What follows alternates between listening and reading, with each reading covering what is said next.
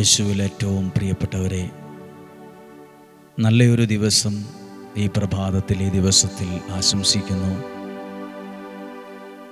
സന്തോഷമായിട്ട് ഇരിക്കാം, ദൈവാനുഗ്രഹത്തോടെ ആയിരിക്കാം.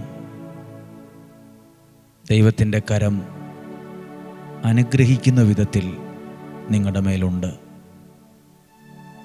നിങ്ങൾ വചനം കേൾക്കുമ്പോൾ നിങ്ങളുടെ വീട് കൂടെ ദൈവത്താൽ, സർവശക്തനായ ദൈവത്താൽ അനുഗ്രഹിക്കപ്പെടട്ടെ. ഇന്ന് ഏതെല്ലാം കാര്യങ്ങൾക്ക് വേണ്ടിയാണ് പ്രാർത്ഥിക്കേണ്ടത്? ഏതെല്ലാം കാര്യങ്ങളിലാണ് നിങ്ങൾക്കൊരു ദൈവിക ഇടപെടൽ ആവശ്യം? അതെല്ലാം ഒരു സെക്കൻഡെങ്കിലും മനസ്സിലോർക്കുക, എന്നിട്ട് ദൈവസന്നിധിയിൽ സമർപ്പിക്കുക. ഒരു നിയോഗത്തോടെ, ആ നിയോഗത്തെ മനസ്സിൽ കണ്ടുകൊണ്ട് വേണം ഇന്നത്തെ വചനങ്ങൾ കേൾക്കാൻ, പ്രാർത്ഥിക്കാൻ. കേവലം ഒരു ചടങ്ങായി, ഒരു പ്രോഗ്രാമിൻ്റെ ഭാഗമായി കാണുക, കേൾക്കുക എന്നതിലപ്പുറം ഒരു സന്തോഷത്തോടെ, വിശ്വാസത്തോടെ വചനം കേൾക്കാൻ കാരണമാകട്ടെ. ഒരാൾ ചോദിച്ചു, ഒരാൾ പറഞ്ഞു, എനിക്ക് ജീവിതത്തിൽ ഒട്ടും പിടിച്ചു നിൽക്കാൻ പറ്റുന്നില്ല, എനിക്കൊന്ന് പിടിച്ചു നിൽക്കണം, എന്നെ ഒന്ന് സഹായിക്കണമെന്ന്. ജീവിതത്തിൽ പിടിച്ചു നിൽക്കാൻ പറ്റുന്നില്ലെന്ന്, ഒട്ടും പിടിച്ചു നിൽക്കാൻ പറ്റുന്നില്ല. അതൊരു വലിയ വാക്കാണ്. പിടിച്ചു നിൽക്കാനും പറ്റണം, പിടിച്ചു കയറാനും പറ്റണം. ഇത് രണ്ടും പറ്റണം. പിടിച്ചു നിന്നാൽ അവിടെ സ്റ്റക്കായി പോവും. പിടിച്ചു നിന്നാൽ പോരാ, പിടിച്ചു കയറണം. എൻ്റെ അടുത്ത് വന്ന് സങ്കടം പറഞ്ഞ ആൾ എങ്ങനെയാണ് പറഞ്ഞത്? എനിക്ക് പിടിച്ചു നിൽക്കാൻ പറ്റണം. ഞാൻ അന്നേരം ആ വ്യക്തിയോട് പറഞ്ഞത്, പിടിച്ചു നിൽക്കാൻ പറ്റും, പിടിച്ചു കയറാനും പറ്റും. അപ്പം നമ്മൾ ചിലരൊക്കെ ചോദിക്കില്ലേ, എന്തിനാണ് സർവശക്തനായ ദൈവത്തോട് ഒരു ഭയങ്കര ബന്ധം വേണമെന്നൊക്കെ പറയുന്നത്? ഭയങ്കര ഒരു ബന്ധം, ഒരു നല്ല ബന്ധം നിനക്ക് ദൈവത്തോട് വേണം കേട്ടോ എന്ന് പറയുന്നതിൻ്റെ കാരണം എന്താണ് അങ്ങനെ പറയാൻ കാരണം? എന്തിനാ ദൈവത്തോടുള്ള ബന്ധത്തിൻ്റെ ആവശ്യം? ഒരു മരം, മണ്ണിൽ അതിൻ്റെ വേര് പല ഭാഗത്തേക്കും അത് ഓടിക്കും. മണ്ണിൽ അതിൻ്റെ വേര് ഉറച്ചാണ് നിൽക്കുന്നത്. അതുകൊണ്ട് ആ മരം അങ്ങനെ നിൽക്കുന്നത്. പ്രിയപ്പെട്ടവരെ, ഇതുപോലെ മണ്ണിൽ ഒരു മരത്തിൻ്റെ വേര് ഉറച്ചു നിൽക്കുന്നത് പോലെ, പാകി നിൽക്കുന്നത് പോലെ, നമുക്കും ദൈവത്തോടുള്ളൊരു ബന്ധം പാകണം. സർവശക്തനായ ദൈവത്തോടൊരു ബന്ധം, ഒരു ഗാഢബന്ധം ഉണ്ടായിരിക്കണം. എന്തിനെന്നറിയാമോ? നമ്മുടെ കൂടെയുള്ള കുറേ മനുഷ്യർ, നമ്മുടെ കൂടെയുള്ള പ്രിയപ്പെട്ടവർ, ഭയങ്കര സ്നേഹമാണെന്ന് പറയുന്നവർ, ഭയങ്കര ഇഷ്ടമാണെന്ന് പറയുന്നവരൊക്കെ ചിലപ്പം നിശബ്ദമായി അവർ പടിയിറങ്ങി അങ്ങ് പോകും. നമ്മളെ ഒറ്റപ്പെടുത്തിയിട്ട്, കുറ്റപ്പെടുത്തിയിട്ട്, വിമർശിച്ചിട്ടൊക്കെ ഒറ്റയടിക്ക് ഇട്ടേച്ച് പോകും. അപ്പോൾ ചിലർ പറയുന്ന വാക്കാണ്, പിടിച്ചു നിൽക്കാൻ പറ്റുന്നില്ല. പ്രതീക്ഷിച്ചതുപോലൊന്നുമല്ല കാര്യങ്ങൾ വന്നത്. ചില ചതികൾ, ചില വഞ്ചന, ചില ഉപദ്രവങ്ങൾ, ചില ഒറ്റപ്പെടൽ, ചില സാമ്പത്തിക നഷ്ടം, പ്രതീക്ഷിക്കാത്ത സമയത്തുള്ള രോഗം. പിടിച്ചു നിൽക്കാൻ പറ്റുന്നില്ല. അങ്ങനെയൊക്കെയുള്ള പ്രതിസന്ധികളിൽ ജീവിതത്തിൽ ഒറ്റപ്പെട്ടു പോകുമ്പം പിടിച്ചു നിൽക്കണമെങ്കിൽ കുറേ അനുഭവവും, കുറേ അറിവും, കുറേ പണവും മാത്രം പോരാ. സർവശക്തനായ ദൈവത്തോടുള്ള ഒരു ബന്ധമുണ്ടെങ്കിൽ പിടിച്ചു നിൽക്കാനും പറ്റും, പിടിച്ചു കയറാനും പറ്റും. എന്ത് പ്രയാസം, പ്രതിസന്ധി വന്നാലും, ആരെല്ലാം ഒറ്റപ്പെടുത്തിയാലും തളർന്നു പോകാതെ പിടിച്ചു നിൽക്കാനും പറ്റും, പിടിച്ചു കയറാനും പറ്റും. ഇന്ന് ദൈവവചനം കേൾക്കുമ്പോൾ ജീവിതത്തിൽ പിടിച്ചു നിൽക്കാനുള്ള എല്ലാ ശക്തിയും, പിടിച്ചു കയറി മുന്നോട്ട് പോകാനുള്ള അഭിഷേകവും ദൈവം തരട്ടെ. പ്രാർത്ഥനയോടെ ഈ വചനത്തെ നമുക്ക് കേൾക്കാം. 1 രാജാക്കന്മാരുടെ പുസ്തകം 17-ാം അധ്യായം 12-ാമത്തെ വാക്യം വായിച്ചിട്ടുണ്ട് ഇതിനു മുമ്പ്. ഏലിയ പ്രവാചകനെ ദൈവം ഒരാളുടെ അടുത്തേക്ക് അയച്ചു, ഒരു വിധവയുടെ അടുത്തേക്ക് അയച്ചു. എന്നിട്ട് ഏലിയ പ്രവാചകൻ അവരോട് പറഞ്ഞു, എനിക്ക് കുറച്ച് അപ്പവും നല്ല വിശപ്പുണ്ട്, ഫുഡ് വേണം എന്ന് പറഞ്ഞപ്പോൾ ആ പ്രവാചകനോട് വിധവ പറയുക. 12-ാമത്തെ വാക്യം അവൾ പറഞ്ഞു, എൻ്റെ ദൈവമായ കർത്താവാണേ, എൻ്റെ കയ്യിൽ അപ്പമില്ല, എൻ്റെ കയ്യിലൊന്നുമില്ല. ആകെയുള്ളത് കലത്തിൽ ഒരു പിടി മാവും ഭരണിയിൽ അല്പം എണ്ണയുമാണ്. ഞാൻ 2 ചുള്ളി വിറക് പെറുക്കുകയാണ്. അതുകൊണ്ട് കൊണ്ടു ചെന്ന് അപ്പമുണ്ടാക്കി എനിക്കും എൻ്റെ മകനും കഴിക്കണം. അടുത്ത വാക്ക് പേടിപ്പെടുത്തുന്നതാണ്. പിന്നെ ഞങ്ങൾ മരിക്കും. പിന്നെ ഞങ്ങൾ മരിക്കും. പിടിച്ചു നിൽക്കാൻ പറ്റുന്നില്ലാത്ത ഒരു സാഹചര്യമുള്ള ആളായിരുന്നു. പിന്നെ ഞങ്ങൾ മരിക്കും. എല്ലാ പ്രതീക്ഷയും അവസാനിച്ച, ജീവിതത്തിൽ ഇനി മുന്നോട്ടൊരു പ്രതീക്ഷയ്ക്കൊരു വകയില്ലാത്ത ഒരമ്മയും മകനും. എന്തിനാണ്, എൻ്റെ ചോദ്യം ഇതാണ്, എന്തിനാണ് ഈ വ്യക്തിയുടെ അടുത്തേക്ക് ഏലിയായെ അയച്ചത്? എന്തിനാണ് ഈ വ്യക്തിയുടെ അടുത്തേക്ക് ഏലിയായെ അയച്ചത്? ഞാൻ ഈ പറയുന്ന കാര്യം 2 ദിവസം മുമ്പ് പറഞ്ഞതുപോലെ നിങ്ങളുടെ മനസ്സിൽ എഴുതിയിടണേ. നിങ്ങൾക്കൊത്തിരി വേദനയോടെ ഇരിക്കുമ്പോൾ, ഒറ്റവും തകർന്നിരിക്കുമ്പോൾ, ദൈവമുണ്ടല്ലോ മാലാഖമാരെ പോലെയുള്ള ചില നല്ല ആളുകളെ നമ്മുടെ അടുത്തെത്തിക്കും. പ്രതീക്ഷിക്കാത്ത ഒരാളായിരിക്കും ദൈവം. അതാണ് ദൈവത്തിൻ്റെ കണ്ണുകൾ ഇങ്ങനെ എല്ലാം കണ്ടോണ്ടായിരിക്കും. ഇങ്ങനെ പോയാൽ ഇവൻ തകർന്നു പോകും, നശിച്ചു പോകും എന്നറിയാം.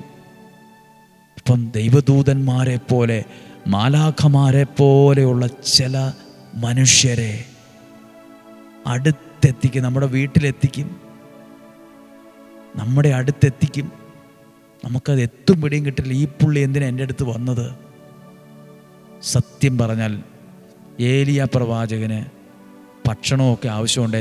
സമ്പന്നനായ ഒരുത്തൻ്റെ വീട്ടിലേക്കല്ലേ ദൈവം വിടണ്ടേ? കാശുള്ളവൻ്റെ വീട്ടിലേക്കല്ലേ വിടേണ്ടത്? ഇഷ്ടംപോലെ ഫുഡ്, ഒരു ഗതിക്ക് പരഗതിയില്ലാതെ ജീവിതം അവസാനിക്കണം, മരിക്കണം എന്നൊക്കെ പറഞ്ഞിരിക്കുന്ന ഒരാളുടെ അടുത്തേക്ക് എന്തിനാ ഭക്ഷണവും ചോദിച്ച് ഏലിയായെ വിട്ടെ? പ്രിയപ്പെട്ടവരെ, എല്ലാ പ്രതീക്ഷയും അവസാനിച്ച ഒരാളുടെ വാക്കാണ്. 2 ചുള്ളിവിറകെ ഞങ്ങൾ പറക്കുന്നുള്ളൂ. 2 വിറക്, കുറച്ച് മാവേ ഉള്ളൂ. നാളത്തേക്കൊന്നും വിറകും വേണ്ട, ഒന്നും വേണ്ട. ഞങ്ങളിത് ഭക്ഷണം ഉണ്ടാക്കിയിട്ട് ഞാനും എൻ്റെ മകനും മരിക്കും. ഞങ്ങൾ മരിക്കാനിരിക്കുവാണ്. അതൊരു പിടിച്ചു നിൽക്കാൻ ഒരു സാധ്യതയില്ലാത്ത സാഹചര്യത്തിന് മുമ്പിൽ പറയുന്നൊരു വാക്കാണ്. ഞാൻ ആദ്യം പറഞ്ഞ വാക്ക് അബദ്ധത്തിൽ പറഞ്ഞതല്ല. പല മനുഷ്യരും സങ്കടത്തോടെ വരുമ്പോൾ പറയുന്ന വാക്കാണ്.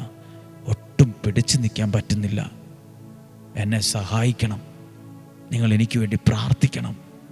പിടിച്ചു നിൽക്കാൻ പറ്റുന്നില്ലെന്ന്. പിടിച്ചു നിൽക്കാൻ മാത്രമല്ല ഞാൻ ഈ വചനം പറയുന്നത്, പിടിച്ചു കയറി വരാനും കൂടിയാണ്. പിടിച്ചു കയറി വരണം. അതിനൊരു പിടിവള്ളിയാണ് ഓരോ വചനത്തിലൂടെ നിങ്ങൾക്ക് കിട്ടുന്ന അനുഗ്രഹം. ഞാൻ നിങ്ങളോട് പറഞ്ഞല്ലോ, ചില പ്രതിസന്ധികളിൽ നമ്മളങ്ങനെ ഇരിക്കുമ്പം ദൈവദൂതന്മാർ, ദൈവമയച്ച ചില മാലാഖമാർ, മനുഷ്യർ, മാലാഖമാരെ പോലെയുള്ള മനുഷ്യർ, ദൈവദൂതന്മാരെ പോലെയുള്ള മനുഷ്യരെ ദൈവം നമ്മുടെ അടുത്തെത്തിക്കും. ദൈവം നമ്മുടെ അടുത്ത് കൊണ്ടുവരും. എന്നിട്ട് അവരിലൂടെ നമ്മളെ അത്ഭുതത്തിലേക്ക് നയിക്കും. ചില ആളുകളെ നമ്മളൊക്കെ അങ്ങനെയാണ് പരിചയപ്പെട്ടത്. ചില ആളുകളെ നമ്മളും പരിചയപ്പെട്ടത് അങ്ങനെയാണ്. അവർക്കും അത്ഭുതമാണ്. ഇവിടെ കിടക്കുന്ന എനിക്ക് അവിടെ കിടക്കുന്ന ആളുമായിട്ട് എങ്ങനെ ഒരു കണക്ഷൻ ഉണ്ടായി? ഇവിടെയുള്ള ഒരാൾ അവിടെയുള്ള ഒരാൾ ഞങ്ങൾ തമ്മിൽ ഒരു ബന്ധത്തിന് സാധ്യതയില്ലാത്ത നമ്മൾ തമ്മിൽ എങ്ങനെ പരിചയമുണ്ടായി? ദൈവം നിങ്ങൾ തകർന്നു പോകാതിരിക്കാൻ, വേണ്ട ഞാൻ തകർന്നു പോകാതിരിക്കാൻ ചിലരെ ദൈവം എൻ്റെ ജീവിതത്തിൽ കൊണ്ടുവരും. നിങ്ങൾ തകർന്നു പോകാതിരിക്കാൻ ചില ദൈവ മനുഷ്യരെ നിങ്ങളുടെ അടുത്ത് കൊണ്ടുവരും. ഈ പ്രാർത്ഥന പോലും നിങ്ങളെ നിങ്ങളുടെ അടുത്ത് ദൈവമായി എത്തിക്കുന്നത്. ഏലിയ ആ വീട്ടിലേക്ക് ചെന്നതുപോലെ ഇന്ന് ദൈവത്തിൻ്റെ വചനം നിങ്ങളുടെ അടുത്തേക്ക് വരുന്നത് ഇതേ ദൈവ പദ്ധതിയാണ്. ഈ വചനം നിങ്ങളുടെ അടുത്ത് നിങ്ങളുടെ ഫോണിൽ എത്തിച്ചത് ദൈവമാണ്. ഇത് കാണാൻ ഇടയായത് ദൈവ നിയോഗമാണ്. മറ്റേതെങ്കിലും ഒരു പ്രോഗ്രാം കാണുന്നത് പോലെ യാദൃശ്ചികമായി കണ്ടതല്ല. ഇത് കണ്ടതല്ല. എനിക്കറിയാം, ചില മനുഷ്യർ തകർന്ന് തരിപ്പണമായവരാണ്. ശരീരത്തിലല്ല, മനസ്സിൽ. അവരുടെ മനസ്സ്, ശരീരം ഭംഗിയുണ്ട്, മുഖവും ഭംഗിയുണ്ട്, ഓക്കെയാണ്. അടുത്തറിയുമ്പോഴാണ് അറിയുന്നത് അവരുടെ മനസ്സ് 100,000 കഷ്ണങ്ങളായി പൊട്ടിയതാണെന്ന്, തകർന്നതാണെന്ന്. കാണുമ്പോൾ നല്ല ചിരിയും വർത്താനവും, എന്ത് ആക്റ്റീവായിട്ടാണ് കാര്യങ്ങൾ ചെയ്യണത്. പുറത്തുനിന്ന് ഒരാൾക്കും അതൊന്നും പെട്ടെന്ന് വായിച്ചെടുക്കാൻ കഴിയില്ല. അവരുടെ ചിരിയും കളിയും മിണ്ടലും പറച്ചിലും ഒക്കെ ഓർക്കുമ്പോൾ നമ്മളോർക്കും ഭയങ്കര ഹാപ്പിയാണ്, അവരെ പോലെ ജീവിച്ചാൻ പറ്റിയായിരുന്നെങ്കിൽ. അടുത്തറിയുമ്പോഴാണ് നമ്മൾ പലതും മനസ്സിലാക്കുന്നത്. ഇവർ കൊണ്ടു നടക്കുന്ന മനസ്സിനെ വേദനിപ്പിക്കുന്ന പൊള്ളിക്കുന്ന കുറേ കാര്യങ്ങളുണ്ടെന്ന്. ആരും ഒന്നും പുറമേ കാണുന്നത് പോലെയല്ല, അടുത്തറിയുമ്പോൾ അനുഭവം വേറെയാണ്. ഇന്ന് നിങ്ങൾ പ്രത്യേകം കേൾക്കേണ്ട ഒരു വാക്കാണ്, മനസ്സിലാക്കേണ്ട ഒരു കാര്യമാണ്. ദൈവം ചില നല്ല മനുഷ്യരെ, ദൈവദൂതന്മാരെ പോലെയുള്ള, മാലാഖമാരെ പോലെയുള്ള ചിലരുടെ ജീവിതത്തിൻ്റെ അടുത്തെത്തിക്കുന്നത് നിങ്ങൾ തകർന്നു പോകാതിരിക്കാനാണ്. ഈ ആലയത്തിലുണ്ടല്ലോ, വ്യാഴാഴ്ച വെള്ളിയാഴ്ച പ്രാർത്ഥിക്കുമ്പോൾ ശിരസിൽ കരങ്ങൾ വെച്ച് പ്രാർത്ഥിക്കും. ഞാൻ മാത്രമല്ല, ഇവിടെയുള്ള വൈദികർ എല്ലാവരും 2 കൈകളും വെച്ച് പ്രാർത്ഥിക്കും ശിരസിൽ. അതിൻ്റെ ഒരു നിയോഗ ഉദ്ദേശം അതാണ്, നിങ്ങൾ നഷ്ടപ്പെട്ടു പോകാതിരിക്കാൻ, എവിടെയും വാടിപ്പോകാതിരിക്കാൻ, നിങ്ങൾ തകർന്നു പോകാതിരിക്കാൻ, ദൈവത്തിൻ്റെ സംരക്ഷണയിൽ നിന്ന് മാറിപ്പോകാതിരിക്കാൻ അവരെ ദൈവനാമത്തിൽ ഏൽപ്പിച്ച് അനുഗ്രഹിച്ച് പ്രാർത്ഥിക്കുന്നതാണ്. അതിലൊത്തിരി സാക്ഷ്യങ്ങളുണ്ട്, അനുഗ്രഹമുണ്ട്. ഇന്ന് പ്രാർത്ഥിക്കാൻ പോവുകയാണ്. ഇത്ര വലിയ രോഗം ജീവിതത്തിൽ വരുമെന്ന് ഓർത്തില്ല, ഇത്ര വലിയ ഒറ്റപ്പെടൽ ഉണ്ടാകുമെന്ന് ഓർത്തില്ല, ഇങ്ങനെയൊരു തോൽവി ഉണ്ടാകുമെന്ന് ഞാൻ ഓർത്തില്ല, ഇങ്ങനെ എന്നെ ചതിക്കുമെന്ന് ഞാൻ ഓർത്തില്ല, ഇങ്ങനെ എനിക്കൊരു ദോഷം വരുമെന്ന് ഞാൻ ഓർത്തില്ല. ഇതൊക്കെ പറഞ്ഞുകൊണ്ടാണ് പലരും പറയുന്നത് പിടിച്ചു നിൽക്കാൻ പറ്റുന്നില്ല കേട്ടോ. ഫാദർ പിടിച്ചു നിൽക്കാൻ പറ്റുന്നില്ല. പിടിച്ചു നിൽക്കാൻ പറ്റും. ഈ വചനം നിങ്ങളെ ദൈവം കേൾപ്പിച്ചത് പിടിച്ചു നിൽക്കാൻ മാത്രമല്ല, പിടിച്ച് കയറി വരാൻ കൂടിയാണ്. ധൈര്യമായിട്ടിരിക്കുക, പ്രാർത്ഥിക്കാം. നമ്മുടെ കർത്താവ് ഈശോ മിശിഹായുടെ കൃപയും പിതാവായ ദൈവത്തിൻ്റെ സ്നേഹവും പരിശുദ്ധാത്മാവിൻ്റെ സഹവാസവും നിങ്ങളോട് കൂടെ ഉണ്ടായിരിക്കട്ടെ. പിടിച്ചു നിൽക്കാൻ പറ്റുന്നില്ലേ? ജീവിതത്തിൽ പിടിച്ചു നിൽക്കാൻ പറ്റുന്നില്ലേ? ദൈവം നിങ്ങളുടെ ജീവിതത്തെ അനുഗ്രഹിക്കാൻ കഴിയുന്ന വിധത്തിൽ ദൈവദൂതന്മാരെ പോലെ ചിലരെ നിങ്ങളുടെ അടുത്തെത്തിക്കും. ചില പ്രാർത്ഥനകൾ എത്തിക്കും, ചില പ്രാർത്ഥനാ മനുഷ്യരെ എത്തിക്കും. ചിലരുടെ പ്രാർത്ഥനകൾ നിനക്ക് കിട്ടും. നീ കേട്ട വചനം വായിക്കുമ്പോൾ ഏലിയായെ കണ്ടുമുട്ടിയ വിധവ 4 ദിവസം കഴിഞ്ഞ് ആത്മഹത്യ ചെയ്തു എന്നല്ല വേദപുസ്തകം പറയുന്നത്. മരണത്തിൽ നിന്ന് പോലും ആ കണ്ടുമുട്ടലും ആ ഇടപാടും ആ പ്രാർത്ഥനയും മരണത്തിൻ്റെ നിഴൽ വീണ താഴ്വരയിൽ നിന്ന് ആ കുടുംബത്തെ കൈപിടിച്ച് രക്ഷിച്ചത്. ചില കണ്ടുമുട്ടലുകൾ യാദൃശ്ചികമല്ല, മരണം പോലും മാറിപ്പോകുന്ന കണ്ടുമുട്ടലുകളാണത്. മരണം പോലും ജീവിതത്തിൽ നിന്ന് അകന്നു പോകുന്ന കണ്ടുമുട്ടലുകൾ, അത് ദൈവത്തിൻ്റെ നിയോഗമാണ്. ദൈവം നിങ്ങളെ അനുഗ്രഹിക്കട്ടെ. ഒരു ദോഷവും വരികയില്ല, ഒരു തിന്മയും വരത്തില്ല, ഒരു അനർത്ഥവും വരില്ല. ദൈവത്തിൻ്റെ കരം നിങ്ങളുടെ മേലുണ്ട്. നല്ല വിശ്വാസം ഉണ്ടാകട്ടെ, നല്ല പ്രാർത്ഥന ഉണ്ടാകട്ടെ, നല്ല ദൈവബന്ധമുണ്ടാകട്ടെ, ആരോഗ്യമുള്ള ശരീരം തരട്ടെ, രോഗങ്ങൾ, അപകടങ്ങൾ, ദുർമരണങ്ങൾ മാറിപ്പോകട്ടെ, ദീർഘായുസ്സും നല്ല ആരോഗ്യവും ദൈവം തരട്ടെ, സമാധാനം നൽകട്ടെ, സ്വസ്ഥത നൽകട്ടെ, ദൈവം തരുന്ന ഉയർച്ചകൾ ജീവിതത്തിൽ ഉണ്ടാകട്ടെ. താമസിക്കാൻ നല്ല ഭവനം, സഞ്ചരിക്കാൻ നല്ല വാഹനം, ഭക്ഷിക്കാൻ നല്ല ആഹാരം, എല്ലാം കൊണ്ടും ദൈവം നിങ്ങൾക്ക് ഒരുക്കി തരട്ടെ. നല്ല ജീവിതം, നല്ല ഭാവി, നല്ല ബന്ധങ്ങൾ ദൈവം തരട്ടെ. മനസ്സുകൊണ്ട് ദൈവനാമത്തിൽ നിങ്ങളെ അനുഗ്രഹിച്ച് പ്രാർത്ഥിക്കുന്ന ഇപ്പോഴും എപ്പോഴും എന്നേക്കും. ആമേൻ. ദൈവം അനുഗ്രഹിക്കട്ടെ. ഇന്ന് വ്യാഴാഴ്ചയാണ്. ഇന്ന് വൈകുന്നേരം 6:15 വിശുദ്ധ യൂദാശ്ലീഹായുടെ മാധ്യസ്ഥതയിൽ നൊവേനയുടെ പ്രാർത്ഥനയുണ്ട്. മറക്കാതെ കാണുക, പ്രാർത്ഥിക്കുക. ഒത്തിരി അനുഗ്രഹങ്ങൾക്കത് കാരണമാണ്.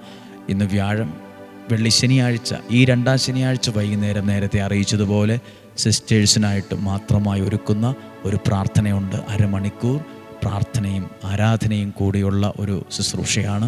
ആദ്യമായി നടത്തുന്നൊരു കാര്യമാണ്. നിങ്ങളുടെ പ്രിയപ്പെട്ടവർ, കുടുംബക്കാർ, ഇടവകയിലുള്ള സിസ്റ്റേഴ്സൊക്കെ ഉണ്ടെങ്കിൽ അവരെയൊക്കെ അറിയിക്കുക. അവരുടെ ആഗ്രഹവും ഇഷ്ടവും താല്പര്യവും പോലെ അത് പങ്കെടുക്കട്ടെ. നല്ലൊരു ദിവസം, നല്ലൊരു സമയം നിങ്ങൾക്ക് ആശംസിക്കുന്നു. സാധ്യമായ എല്ലാവർക്കും അയച്ചു കൊടുക്കണം. അതൊരു സുവിശേഷ വേലയാണ്. ദൈവം അനുഗ്രഹിക്കട്ടെ. നാളെയും 5:30 ഒരുമിച്ച് കാണുന്നതുവരെ സ്വർഗത്തിലെ സർവശക്തനായ ദൈവം എന്നെ നിങ്ങളെയും സൂക്ഷിക്കട്ടെ. ആമേൻ.